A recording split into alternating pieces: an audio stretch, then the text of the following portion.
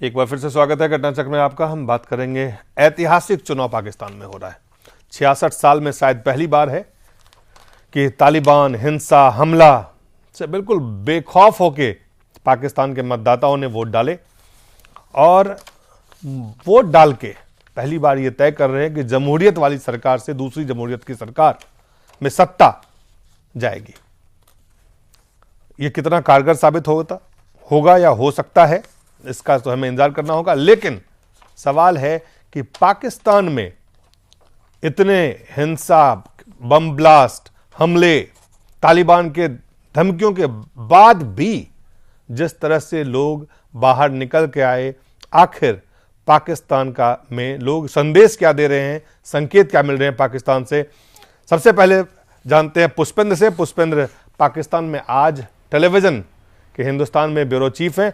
पुष्पेंद्र, देखिए, इस इलेक्शन की दो बड़ी सफलताएं मानता हूं मैं कि आज सुबह जहां जहां ये पोलिंग शुरू हुई और उसके बाद में यहां तक इलेक्शन कमीशन ने इंतजाम किया कि कुछ जगह पोलिंग की जो सामग्री थी वो देर से पहुंची, तो बाकायदा उतने जितने घंटे लेट शुरू हुई पोलिंग उतने घंटे बाकी में बढ़ाया गया।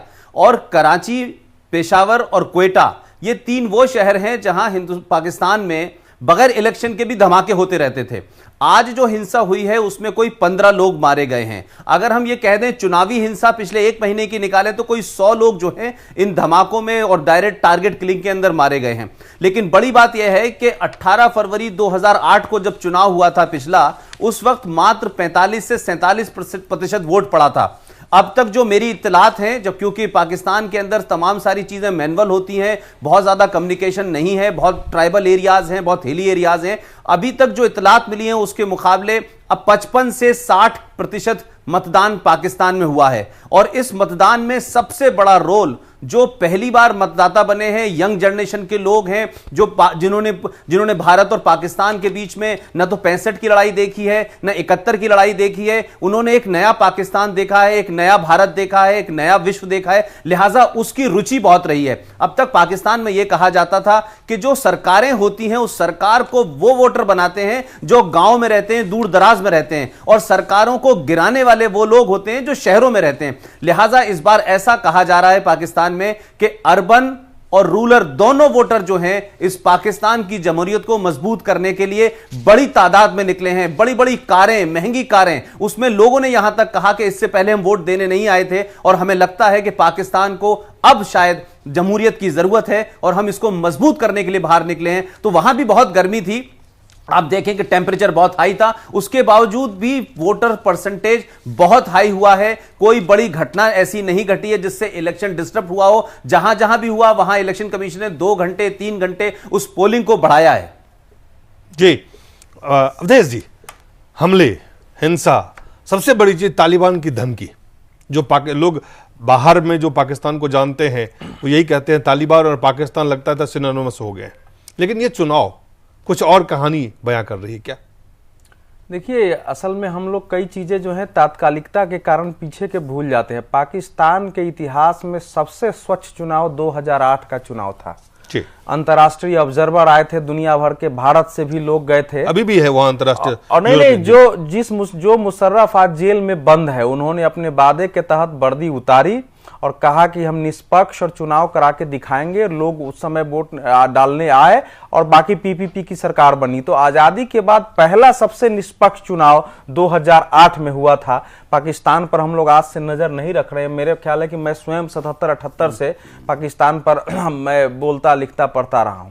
तो ये पहला चुनाव कहना इस समय ऐसे ही होता है हमारे यहाँ। पहला चुनाव कहना ये भी ठीक पहला चुनाव नहीं, पहली बार दूसरी बात एक चुनी हुई सरकार से दूसरी। हाँ, मैं बता रहा हूँ ना, यही है कि इस समय एक पहली बार जो है उसमें निर्वाचित सरकार जो है अपना कार्यकाल पूरा की है पाकिस्तान के इतिहास में। इस कारण इसका महत्व बढ़ जाता है। लेकिन उसकी भी आधार उसी चुनाव से बना था, अगर वो चुनाव निष्पक्ष नहीं होता।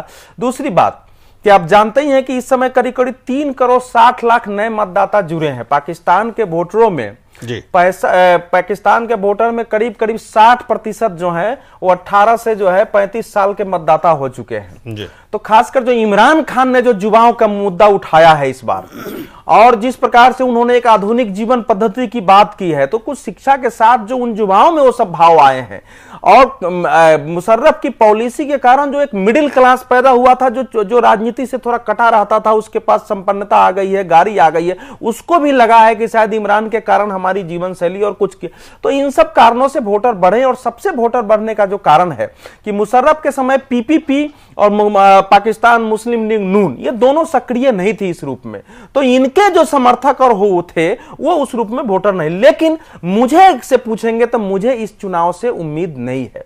इसके कारण है क्योंकि इसमें कई चीजें प्लस हुई है। पहली बार वहां की उलमाओं के काउंसिल ने बजाबता बैठ के कहा है कि जमहूरियत में मतदान जो है इस्लाम इसको मान्यता देता है।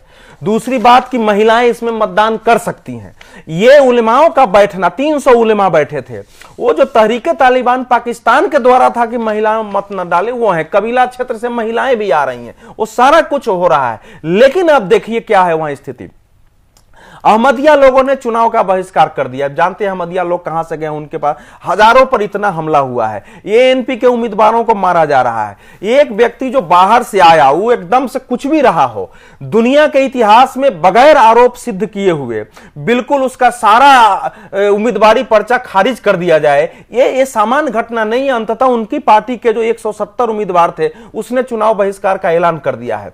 और इस समय इस चुनाव में आप जानते हैं कि वहां के न्यायालयों में 30% से ज्यादा जमाते इस्लामी के लोग जो है वो बन गए हैं जज। वो बहुत सारे ऐसे फैसले कर रहे हैं जगह जगह। इसलिए मुझे यह लग रहा है, मेरा जो मानना है कि डर के मारे बिलावल भुट्टो को जाकर दुबई बैठना पड़ रहा है। पाकिस्तान के एक प्राइम मिनिस्टर का बेटा वहां उठा लिया गया है। तो अलग अलग कारणों से लोग मतदाता निकल रहे हैं। लेकिन मुझे भय है कि पाकिस्तान जिस अवस्था में है, वहां इस चुनाव से अगर कोई जमहूरियत निकल जाएगी, ये इसको लेके मेरे दिल में अभी भी आशंका है। 2008 में मुझे आशंका नहीं थी कि कम से कम एक आदमी दिखाई दे रहा था। पाकिस्तान में अभी कोई एक व्यक्ति नहीं है जिसकी ऑथोरिटी देश, वहां का न्यायालय, वहां की सेना, वहां का सब कुछ स्वीकार कर सके। ये उसका सबसे बड़ा संकट है। और जो परिणाम आने वाला है, शायद पुष्पेंद्र जी वहां से बात कर रहे होंगे ज्यादा हो, लेकिन मुझे ये लग रहा है किसी पार्टी को बहुमत की संभावना कम लग रही है। बहुमत की संभावना जो भी हो, अगर जमहूरी सरकार बनती है, जो स्थिति दिख रही है कि एक जमहूरी सरकार से दूसरे की तरफ सत्ता का स्थानांतरण होगा, सत्ता वहां से हैंडओवर किया जाएगा दूसरी तरफ। और ये एक बड़ी बात है, खास करके पड़ोसी मुल्क में अगर लोकतंत्र मजबूत हो तो भारत जैसे लोकतंत्र के स्वाभाविक रूप से ये अच्छी खबर मानी जा सकती है। लेकिन जो बड़ा सवाल है कि भारत के दृष्टिकोण से अगर देखें, सरमनी साहब, क्या है भारत के लिए उसमें? देखिए, मेरे को ये लगता है कि हमें आशावादी होना चाहिए। और ये एक बहुत बड़ी बात है कि 66 वर्षों के बाद एक चुनी हुई सरकार चुनाव करवाकर सत्ता का हस्तांतरण करने जा रही है। इसमें अड़चने होंगी, इसमें एप्रीहेंशंस होंगे, वायलेंस भारत में भी होते हैं, छुटपुट होते हैं, क्योंकि हमारा एक मैच्योर्ड डेमोक्रेसी हो गई है, वो अभी पनप रहे हैं।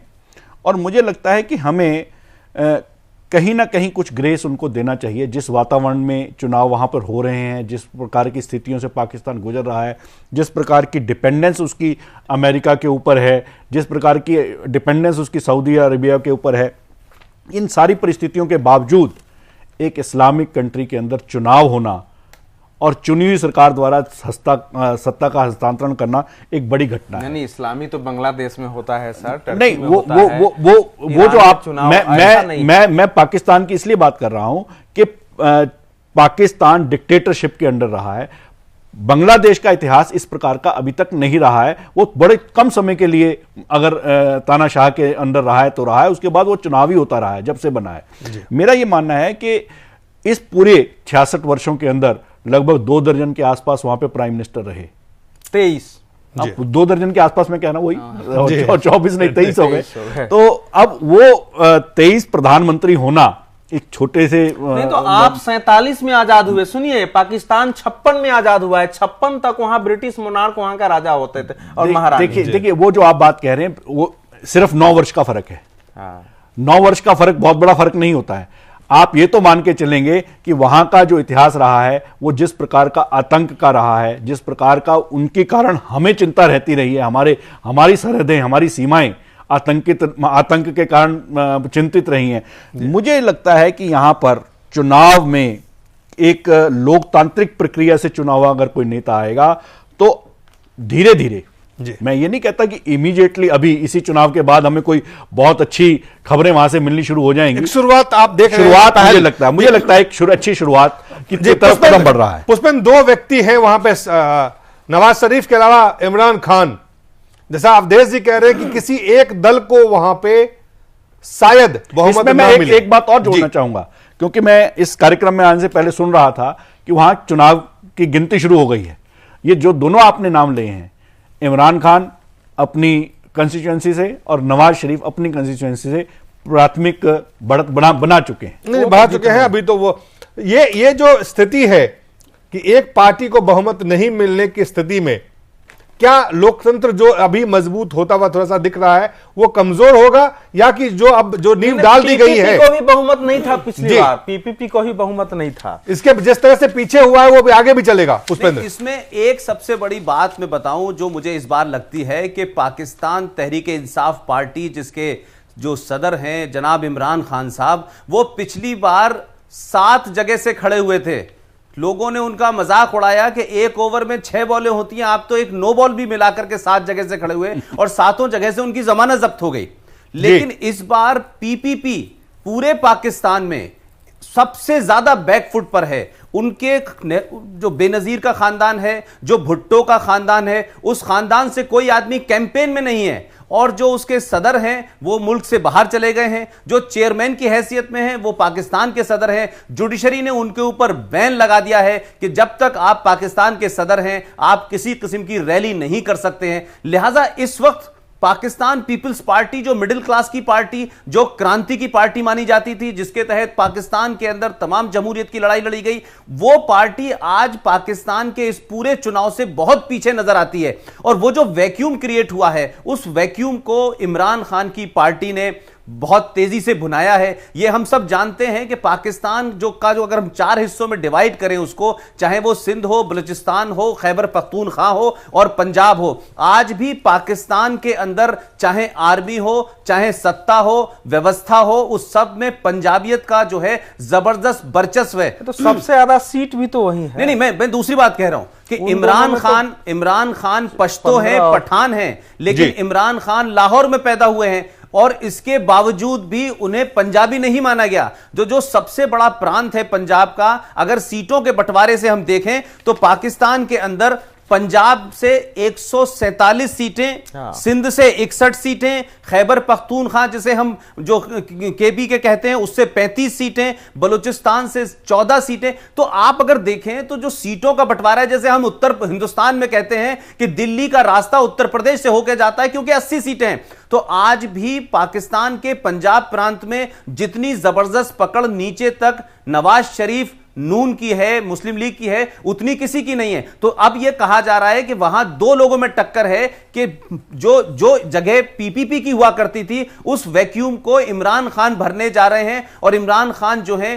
पाकिस्तान की सियासत में बहुत स्ट्रांग अपोजिशन की हैसियत में जा रहे हैं। अब जब हम ये बात करते हैं कि पाकिस्तान जो है उसमें जमहूरी जो निजाम आ रहा है उसके अंदर छोटी छोटी पार्टियों का रूप है, तो आप ये देखें कि जो सिंध है उसका पूरा टेम्परामेंट, उसका पूरा जो ज्योग्राफी है, उसकी जो निजाम है, उसकी जो सोच है, उसकी जो तमाम दूसरी चीजें वो बिल्कुल दूसरी हैं। सिंध के अंदर पूरी तरीके से पीपीपी की पकड़ है। बलूचिस्तान के अंदर नेशनलिस्ट मूवमेंट चल रहा है जहां बहुत तरीके से पूरा का पूरा इलेक्शन ज्यादातर पार्टियों ने बाइकआउट कर रखा है। आप अगर खैबर पख्तूनख्वा के अंदर आए तो जहां पेशावर है, ये पठान है, जहां हम सबसे ज्यादा तालिबान का रोज देखते हैं, चाहे स्वात वैली हो या दीर हो या गिर हो। तो आप ये देखें कि यहां आज भी पाकिस्तान के अंदर जो 4 बड़े सूबे हैं वो किसी ना किसी सोच के तहत बदले हुए हैं। आपस में कोई सामंजस्य नहीं है। कोई पंजाबी इस बात के लिए तैयार नहीं है कि इस मुल्क के ऊपर आर्मी हो चाहे और दूसरे इंस्टीट्यूशन हो, उसमें किसी दूसरे का वर्चस्व हो। लिहाजा आप देखेंगे कि इस बार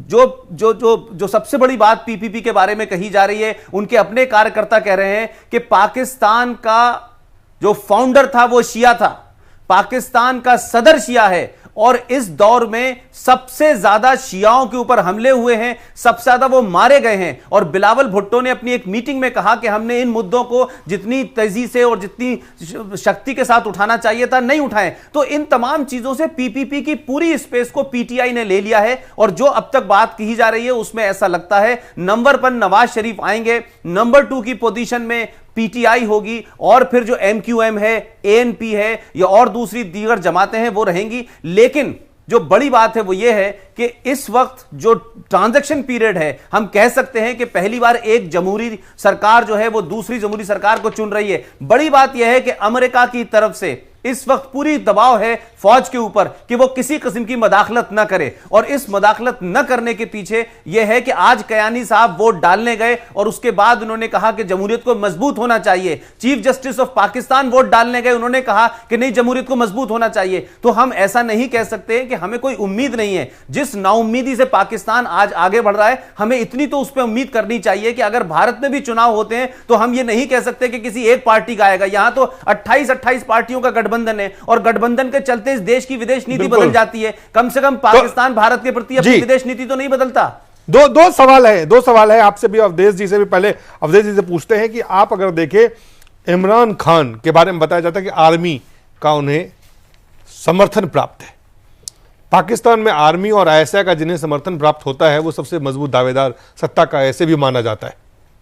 नहीं, तो क्या लगता है कि जो अभी नवाज शरीफ की पार्टी जो कि पंजाब प्रांत के जहां सबसे ज्यादा सीट है वहां पे सबसे मजबूत दावेदार भी हैं, सबसे ज्यादा पकड़ वाली भी पार्टी है, तो क्या ये दोनों पार्टियां, लगता है कि स्थिति ऐसी होगी जैसे पीपीपी ने गठबंधन की सरकार चलाई उस तरह से एक नई गठबंधन की सरकार वहां पे पीपीपी गठबंधन चलाई और फिर वो अपने बहुमत आ गई है, नवाज शरीफ हट गए थे।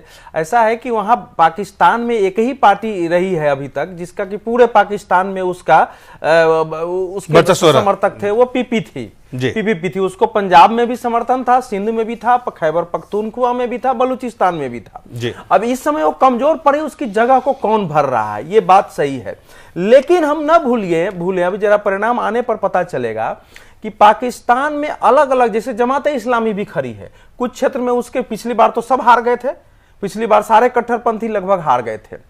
तो आप जो कह रहे हैं, देखिए मेरा जो मैंने कहा कि वो शायद भाषा में केवल इतना सुधारूंगा कि मुझे बहुत उम्मीद पाकिस्तान से नहीं है। मुझे ये लगता है कि पाकिस्तान फिर से एक राजनीतिक अस्थिरता में जा रहा है, बीच में चुनाव की संभावना हो सकती है, क्योंकि 2008 में जितनी आतंकवादी घटनाएं और बाकी थी उससे कम से कम 4 से 5 गुना अवस्था में इस समय जो है चीजें पहुंच गई हैं। पाकिस्तान की इकोनॉमी उस समय से बहुत ही बुरी हालत में हो चुकी है। और सबसे दिक्कत यह है कि उस समय तो चलो नवाज शरीफ बाहर थे, कि इस समय नवाज शरीफ और जरदारी के बीच जो है वो कोई बातचीत का भी रिश्ता नहीं है। वहां इमरान खान और नवाज शरीफ में जो हमारी जानकारी है पर्सनल स्पीकिंग टर्म्स नहीं है, यद्यपि बाद में हो सकता है, क्योंकि वो इमरान खान तो कह रहे हैं कि इन्होंने भी देश को लूटा है, इन्होंने भी लूटा है, तो इसलिए इन दोनों से हमारा क्या होगा। और ये मत भूलिए कि ये कादरी साहब थे जो उन्होंने कहा है कि ये जो इस चुनाव से कुछ नहीं बदलने वाला है, चुनाव हो जाए मैं अपना अभियान फिर बाद में शुरू करूंगा, क्योंकि इसमें जीत के आने वाले लोग फिर वही होंगे जो पहले से यहां रहे हैं। क्या किस तरह का समीकरण वहां बन सकता है? मुझे ये लगता है, देखिए समीकरण दिलीप भाई, इसमें मैं आपको एक बात बताता हूं कि वहां का जो कंपोजिशन है वो बड़ा अजीब है। 272 सीटों पर ही केवल चुनाव हो रहा है, 100 सीटें रिजर्व हैं, तो वहां मेजॉरिटी का तो प्रश्न ही नहीं है। 100 मतलब कुछ रिजर्व जो हैं वो इतना बड़ा चंक है कि उनके ऊपर नॉमिनेशन जो है वो बहुत मैटर करता है। महिलाओं और के लिए है, वो बहुत जरूरी था वहां।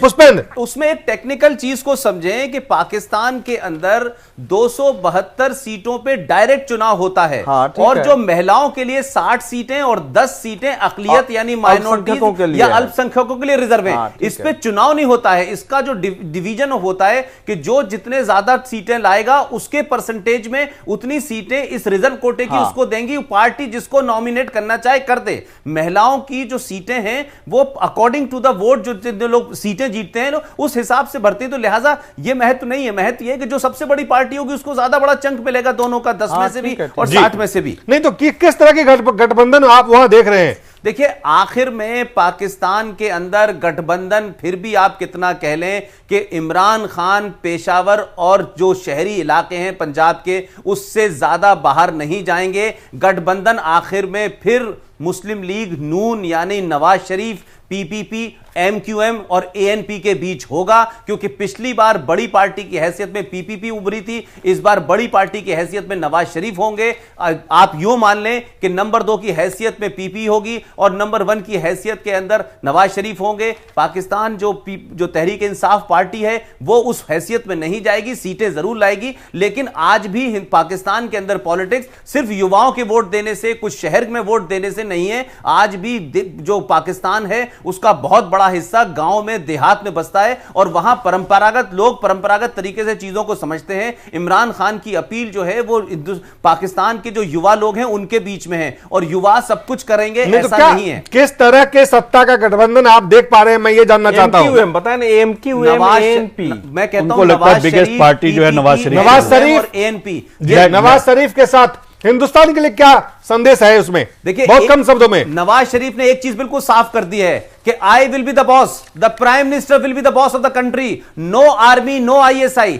आप जानते हैं कि पाकिस्तान में नवाज शरीफ एक वाहिद ऐसा शख्स है जो आर्मी को डिस्कार्ड करता रहा है और इसीलिए आर्मी ने वक्तन वक्तन उसके छुरा भौंका है। इसलिए मैं समझता हूं कि अगर नवाज शरीफ के हाथ में चीज रहेगी, भारत के साथ संबंध बेहतर होंगे। आज भी उन्होंने अपनी एक बातचीत में लोगों से कहा है कि मैं 1999 से शुरू करना चाहता हूं, जहां मैंने भारत के प्रधानमंत्री के साथ होने वाला नहीं है। वो उनको अपना समय लगता है, वो सबसे थर्ड क्लास समय था पाकिस्तान का। आप जानते हैं बेनजीर भुट्टो, जरदारी, अब इतनी भी मायूसी मत करें, इससे ज्यादा मायूसी तो अवधेश भाई, इससे ज्यादा मायूसी तो भारत के लोकतंत्र में लोगों की हो चुकी है। वो है ही, उस पर तो बाद में बात करेंगे, है ही है। लेकिन देखिए, ऐसा है कि भारत के बारे में उन्होंने अपने घोषणा पत्र में कहा है कि जिन देशों के साथ मतभेद है उनके साथ शांतिपूर्ण तरीके से संबंध सुधारेंगे। ये सबने कहा है, सबके घोषणा पत्र मुद्दे के समाधान के लिए और सबसे गैस पाइपलाइन के लिए भारत, अफगानिस्तान, ईरान सबके साथ मिलकर काम करेंगे। सभी पार्टियों ने भारत को जो शामिल किया है उसका मूल यही है कि भारत के साथ हमको बेहतर राजनीतिक, राजनयिक